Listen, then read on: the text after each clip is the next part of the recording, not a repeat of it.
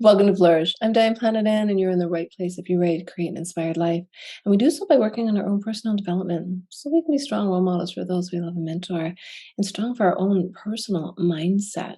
Oh, we are on the end of the road for week 12 for my Psych-100 journey at Queen's University. And this next chapter is all about culture. So let's get started. Although the most visible element of culture are dress, cuisine, and architecture, culture is a highly psychological phenomenon. Culture is a pattern of meaning for understanding how the world works. This knowledge is shared among a group of people and passed from one generation to the next. This module defines culture, addresses methodological issues, and introduces the idea that culture is a process. Understanding cultural processes can help people get along better with others and be more socially responsible. The learning objectives to keep in the back of your mind in this open courseware is appreciate culture as an evolutionary adaptation common to all humans. Understand cultural processes as variable patterns rather than as fixed scripts. Understand research methods when studying culture in a psychological science. Appreciate cultural awareness as a source of personal well being, social responsibility, and social harmony.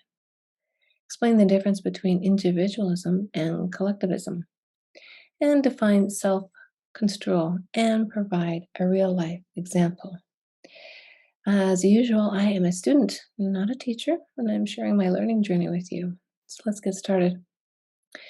Introduction. When you think about different cultures, you likely picture their most visible features, such as differences in the way people dress or the architectural styles of their buildings. You might consider different types of food or how people in some cultures eat with chopsticks, while people in others use forks. There are differences in body language, religious practices, and wedding rituals. While these are all obvious examples of cultural differences, many distinctions are harder to see because they are psychological in nature. Just as culture can be seen in dress and food, it can also be seen in morality, identity, and gender roles. People from around the world differ in their views of premarital sex, religion's tolerance, respect for elders, and even the importance of their place on having fun. Similarly, many behaviors that may seem innate are actually products of culture. Approaches to punishment, for example, often depend on cultural norms for their effectiveness. In the United States, people who ride public transportation without buying a ticket face the possibility of being fined. By contrast, in some other societies, people caught dodging the fare are socially shamed by having their photos posted publicly. The reason this campaign of name and shame might work in one society but not in another is that members of different cultures differ in how comfortable they are with being singled out for attention. This strategy is less effective for people who are not as sensitive to the threat of public shaming. The psychological aspects of culture are often overlooked because they're often invisible. The way that gender roles are learned is a cultural process, as is the way that people think about their own sense of duty toward their family members. In this module, you will be introduced to one of the most fascinating aspects of social psychology, the study of cultural processes. You will learn about research methods for studying culture, basic definitions related to this topic, and about the ways that culture affects a person's sense of self. Social psychology research methods. Social psychologists are interested in the ways that cultural forces influence psychological processes. They study culture as a means of better understanding the ways it affects our emotions, identity, relationships, and decisions. Social psychologists generally ask different types of questions and use different methods than do anthropologists. Anthropologists are more likely to conduct ethnographic studies. In this type of research, the scientist spends time observing a culture and conducting interviews. In this way, anthropologists often attempt to understand and appreciate culture from the point of view of the people within it. Social psychologists who adopt this approach are often thought to be studying cultural psychology. They are likely to use interviews as a primary research methodology. For example, in a 2004 study, Hazel Marcus and her colleagues wanted to explore class cultures as it relates to well-being. Researchers adopted a cultural psychology approach and interviewed participants to discover in the participants' own words, what the good life is for Americans of different social classes. Dozens of participants answered 30 open ended questions about well being during recorded face to face interview. After the interview data were collected, the researchers then read the transcripts. From these, they agreed on common themes that appeared important to the participants. These included, among others, health, family, enjoyment, and financial security. The Marcus team discovered that people with a bachelor's degree were more likely than high school educated participants to mention enjoyment as a central part of the good life. By contrast, those with a high school education were more likely to mention financial security and having basic needs met. There were similarities as well. Participants from both groups placed a heavy emphasis on relationships with others. Their understanding of how these relationships are tied to well being differed, however. The college educated, especially men, were more likely to list advising and respecting as crucial aspects of relationships, while their high school educated counterparts were more likely to list loving and caring as important. As you can see, cultural psychological approaches place an emphasis on the participants' own definitions, language, and understanding of their own lives. In addition, the researchers were able to make comparisons between the groups, but these comparisons were based on loose themes created by the researchers. Interestingly, researchers and the rest of us have as much to learn from cultural similarities as cultural differences, and both require comparisons across cultures. For example, Diner and Oshie in 2000 were interested in exploring the relationship between money and happiness. They were specifically interested in cross-cultural differences in levels of life satisfaction between people from different cultures. To examine this question, they used international surveys that asked all participants the exact same questions, such as, all things considered, how satisfied are you with your life as a whole these days? And used a standard scale for answers. In this case, one that asked people to use a 1 to 10 scale to respond. They also collected data on average income levels in each nation and adjusted these for local differences in how many goods and services that money can buy. The Diener research team discovered that across more than 40 nations, there was a tendency for money to be associated with higher life satisfaction. People from richer countries such as Denmark, Switzerland, and Canada had relatively high satisfaction, while their counterparts from poorer countries such as India and Belarus had lower levels. There were some interesting exceptions, however. People from Japan, a wealthy nation, reported lower satisfaction than did their peers in nations with similar wealth. In addition, people from Brazil, a poorer nation, had unusually high scores compared to their income counterparts. One problem with cross-cultural studies is that they are vulnerable to ethnocentric bias. This means that the researcher who designs the study might be influenced by personal biases that could affect research outcomes without even being aware of it. For example, a study on happiness across cultures might investigate the ways that personal freedom is associated with feeling a sense of purpose in life. The researcher might assume that when people are free to choose their own work and leisure, they're more likely to pick options they care deeply about. Unfortunately, this researcher might overlook the fact that in much of the world it is considered important to sacrifice some personal freedom in order to fulfill one's duty to the group. Because of the danger of this type of bias, social psychologists must continue to improve their methodology. What is culture? Defining culture. Like the words happiness and intelligence, the word culture can be tricky to define. Culture is a word that suggests social patterns of sharing meaning. In essence, it is a collective understanding of the way the world works, shared by members of a group and passed down from one generation to the next. For example, members of the Yanomamo tribe in South America share a cultural understanding of the world that includes the idea that there are 4 parallel levels to reality. That includes an abandoned level, an earthly level, a heavenly, and hell-like levels. Similarly, members of surfing culture understand their athletic pastimes as being worthwhile and governed by formal rules of etiquette known only to insiders. There are several features of culture that are central to understanding the uniqueness and diversity of the human mind. Versatility is number 1. Culture can change and adapt. Someone from the state of Orissa in India, for example, may have multiple identities. She might see herself as an Oriya when at home and speaking her native language. At other times, such as during the national cricket match against Pakistan, she might consider herself Indian. This is known as situational identity. 2. Sharing. Culture is the product of people sharing with one another. Humans cooperate and share knowledge and skills with other members of their networks. The ways they share and the content of what they share helps make up culture. Older adults, for instance, remember a time when long-distance friendships were maintained through letters and arrived in the mail every few months.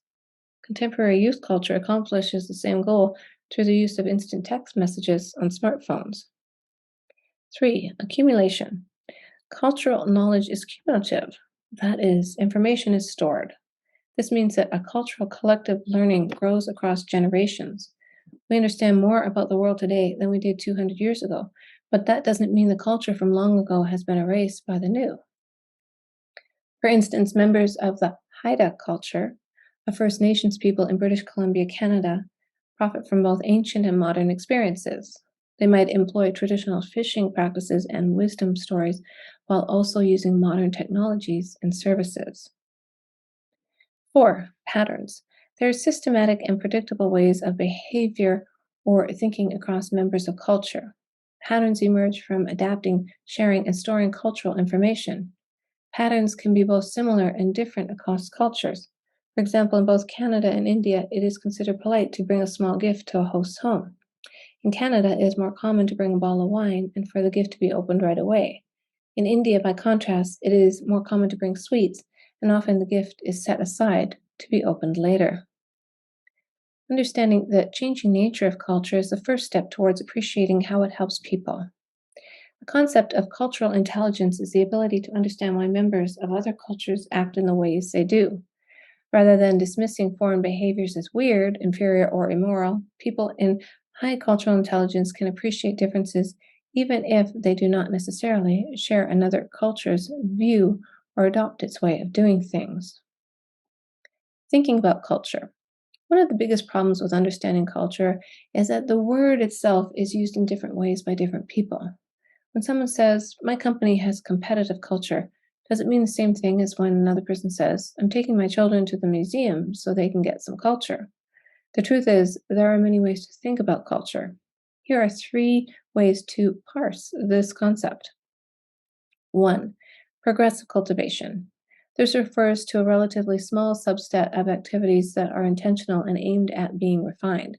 Examples include learning to play a musical instrument, appreciating visual arts, and attending theater performances, as well as other instances of so-called high art. This was the predominant use of the word culture through the mid-19th century. This notion of culture formed the basis, in part, of a superior mindset on the behalf of people from the upper economic classes. For instance, many tribal groups were seen as lacking cultural sophistication under this definition. In the late 19th century, as global travel began to rise, this understanding of culture was largely replaced with an understanding of it as a way of life. 2. Ways of life. This refers to distinct patterns of belief and behaviors widely shared among members of a culture. The ways of life understanding of culture shifts the emphasis to patterns of belief and behavior that persist over many generations. Although cultures can be small, such as school culture, they usually describe larger populations, such as nations. People occasionally confuse national identity with culture. There are similarities in culture between Japan, China, and Korea, for example, even though politically they are very different. Indeed, each of these nations also contains a great deal of cultural variation within themselves. And 3, shared learning. In the 20th century, anthropologists and social psychologists developed the concept of enculturation to refer to the way people learn about and shared cultural knowledge. Where ways of life is treated as a noun, enculturation is a verb. That is, enculturation is a fluid and dynamic process. That is, it emphasizes that culture is a process that can be learned. As children are raised in society, they are taught how to behave according to regional cultural norms. As immigrants settle in a new country, they learn a new set of rules for behaving and interacting. In this way, it is possible for a person to have multiple cultural scripts. They have a good table here about cultural concepts and their application, so make sure you check that out on the YouTube channel. The understanding of culture as a learned pattern of views and behaviors is interesting for several reasons. First, it highlights the ways groups can come into conflict with one another. Members of different cultures simply learn different ways of behaving. Modern youth culture, for instance, interacts with technologies such as smartphones, using a different set of rules than people who are in their 40s, 50s, or 60s. Older adults might find texting in the middle of a face to face conversation rude, while younger people often do not. These differences can sometimes become politicized and a source of tension between groups. One example of this is Muslim women who wear a hijab or headscarf. Non Muslims do not follow this practice, so occasional misunderstandings arise about the appropriateness of that tradition. Second, understanding that culture is learned is important because it means that people can adopt an appreciation of patterns of behavior that are different than their own. For example, non-Muslims might find it helpful to learn about the hijab. Where did this tradition come from? What does it mean? And what are various Muslim opinions about wearing one? Finally, understanding that culture is learned can be helpful in developing self-awareness. For instance, people from the United States might not even be aware of the fact that their attitudes about public nudity are influenced by their cultural learning. While women often go topless on beaches in Europe and women living in traditional tribal existence in places like the South Pacific also go topless, it is illegal for women in some of the United States to do so. These cultural norms for modesty, reflected in government laws and policies, also enter the discourse on social issues such as the appropriateness of breastfeeding in public. Understanding that your preferences are, in many cases, the product of cultural learning might empower you to revise them if doing so will lead you to a better life for you or others. The self and culture. Traditionally, social psychologists have thought about how patterns of behavior have an overarching effect on populations' attitudes. Harry Triandis, a cross-cultural psychologist, has studied culture in terms of individualism and collectivism. Triandis became interested in culture because of his unique upbringing. Born in Greece, he was raised under both the German and Italian occupations during World War II. The Italian soldiers broadcast classical music in the town square and built a swimming pool for the townspeople. Interacting with these foreigners, even though they were an occupying army, sparked Triandis' curiosity about other cultures. He realized that he would have to learn English if he wanted to pursue academic study outside of Greece, and so he practiced with the only local who knew the language, a mentally ill 70-year-old who was incarcerated for life at the local hospital. He went to spend decades studying the way people in different cultures define themselves. So what exactly were these two patterns of culture Triandis focused on? Individualism and collectivism. Individualists, such as most people born and raised in Australia or the United States, define themselves as individuals. They seek personal freedom and prefer to voice their own opinions and make their own decisions. By contrast, collectivists, such as most people born and raised in Korea or Taiwan, are more likely to emphasize their connectedness to others. They are more likely to sacrifice their personal preferences if those preferences come in conflict with the preferences of the larger group. Both individualism and collectivism can further be divided into vertical and horizontal dimensions. Essentially, these dimensions describe social status among members of a society. People in vertical societies differ in status, with some people being more highly respected or having more privileges, while in horizontal societies, people are relatively equal in status and privilege. These dimensions are, of course, simplifications. Neither individualism nor collectivism is the correct way to live. Rather, they are two separate patterns with slightly different emphasis. People from individualistic societies often have more social freedoms, while collectivist societies often have better social safety nets. They have a nice table here about the differences with the individualist and collectivists. There are yet other ways of thinking about culture as well. The cultural patterns of individualism and collectivism are linked to an important psychological phenomenon, the way people understand themselves, known as self-construal. This is the way people define the way they fit in relation to others. Individualists are more likely to define themselves in terms of independent self. That means that people see themselves as A, being a unique individual with a stable collection of personal traits, and B, that these traits drive behavior. By contrast, people from collectivist cultures are more likely to identify with the interdependent self. This means that people see themselves as A, defined differently in each new social context, and B, social context rather than internal traits are the primary drivers of behavior. What do the independent and interdependent self look like in daily life? One simple example can be seen in the way that people describe themselves. Imagine you had to complete the sentence starting with I am, and imagine that you had to do this 10 times. People with an independent sense of self are more likely to describe themselves in terms of traits as I am honest, I am intelligent, or I am talkative.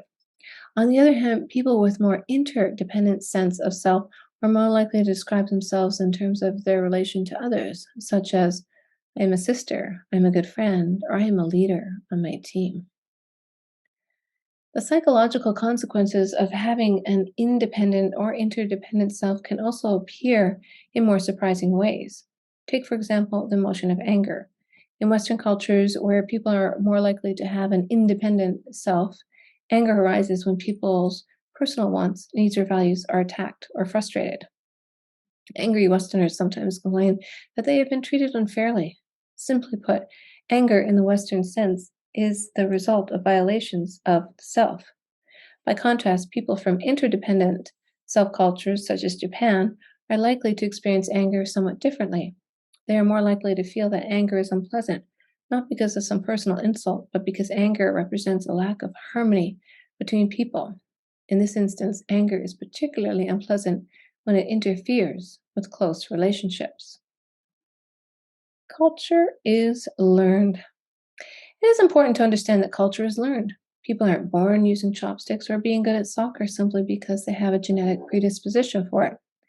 They learn to excel at these activities because they are born in countries like Argentina, where playing soccer is an important part of daily life, or in areas like Taiwan, where chopsticks are the primary eating utensil. So, how are such cultural behaviors learned? It turns out that cultural skills and knowledge are learned in much the same way a person might learn to do algebra or knit. They are acquired through a combination of explicit teaching and implicit learning by observing and copying. Cultural teaching can take many forms. It begins with parents and caregivers because they are primary influence on young children. Caregivers teach kids, both directly and by example, about how to behave and how the world works. They encourage children to be polite, reminding them, for instance, to say thank you. They teach kids how to dress in a way that is appropriate for the culture. They introduce children to religious beliefs and the rituals that go with them. They even teach children how to think and feel.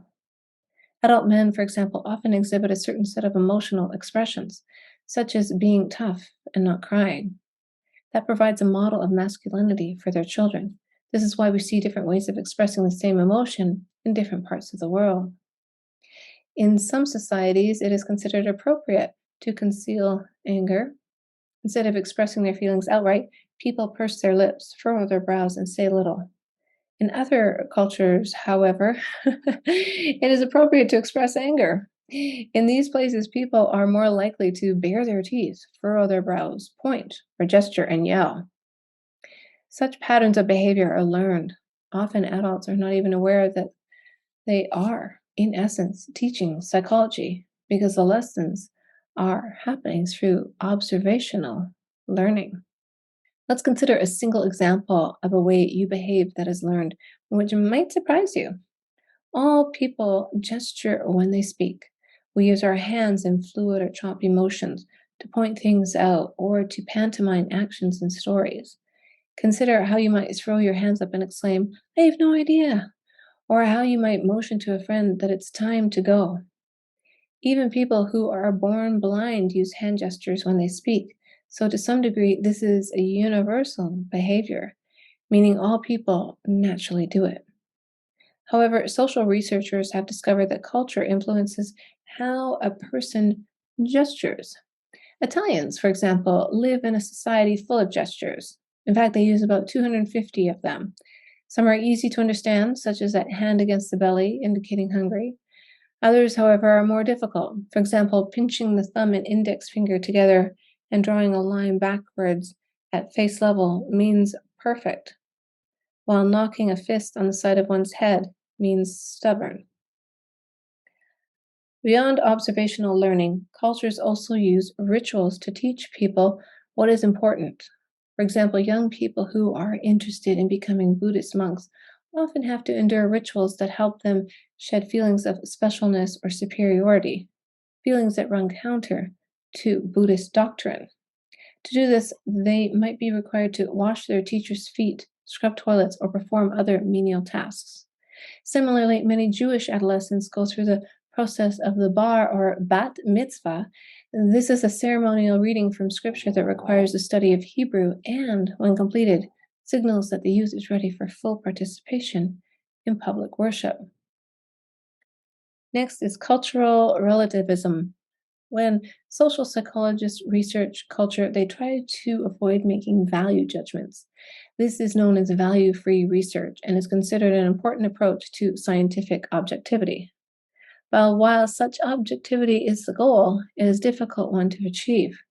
With this in mind, anthropologists have tried to adopt a sense of empathy for the cultures they study. This has led to cultural relativism, the principle of regarding and valuing the practices of a culture from the point of view of that culture. It is a considerate and practical way to avoid hasty judgments. Take, for example, the common practice of same-sex friends in India walking in public while holding hands. This is a common behavior and a sign of connectedness between two people. In England, by contrast, holding hands is largely limited to romantically involved couples and often suggests a sexual relationship. These are simply two different ways of understanding the meaning of holding hands. Someone who does not take a relativistic view might be tempted to see their own understanding of this behavior as superior and perhaps the foreign practice as being immoral. Despite the fact that cultural relativism promotes the appreciation for cultural differences, it can also be problematic. At its most extreme, it leaves no room for criticism of other cultures, even if certain cultural practices are horrific or harmful. Many practices have drawn criticism over the years. In Madagascar, for example, the Famahindana funeral tradition includes bringing bodies out from tombs once every 7 years, wrapping them in cloth and dancing with them. Some people view this practice as disrespectful to the body of a deceased person. Another example can be seen in the historical Indian practice of sati, the burning to death of widows on their deceased husband's funeral pyre. This practice was outlawed by the British when they colonized India. Today, a debate rages about the ritual cutting of genitals of children in several Middle Eastern and African cultures.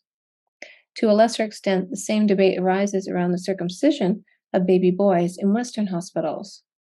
When considering harmful cultural traditions, it can be patronizing to the point of racism to use cultural relativism as an excuse for avoiding debate. To assume that people from other cultures are neither mature enough nor responsible enough to consider criticism from the outside is demeaning. Positive culture relativism is the belief that the world would be a better place if everyone practiced some form of intercultural empathy and respect. This approach offers a potentially important contribution to theories of cultural progress. To better understand human behavior, people should avoid adopting extreme views that block discussions about the basic morality or usefulness of cultural practice. And then they go on to talk about studying culture at Queen's University. I won't play that for you. Here's the conclusion. We live in a unique moment in history. We are experiencing the rise of global culture in which people are connected and able to exchange ideas and information better than ever before. International travel and business are on the rise. Instantaneous communication and social media are creating networks of contacts who would never otherwise have had a chance to connect. Education is expanding. Music and films across national borders and state of the art technology affects us all. In this world, an understanding of what culture is and how it happens can set the foundation for acceptance of differences and respectful disagreements. The science of social psychology, along with the other culture focused sciences, such as anthropology and sociology, can help produce insights into cultural processes. These insights, in turn, can be used to increase the quality of intercultural dialogue, to preserve cultural traditions, and to promote self awareness. Well, culture sure makes us unique, and that's also what's really exciting about it. Having family traditions that you can pass on down to the generations. Maybe your parents are of different backgrounds, so you have different traditions from, say, one in Japan and the other in Germany or South America, wherever it may be in the world. Culture makes us unique. Well, if you like the show, share it with somebody you know and hit that subscribe button. You don't want to miss the last chapter. I'm so excited. This has been such an amazing journey, but let me not waste any more time. I'm getting right to it.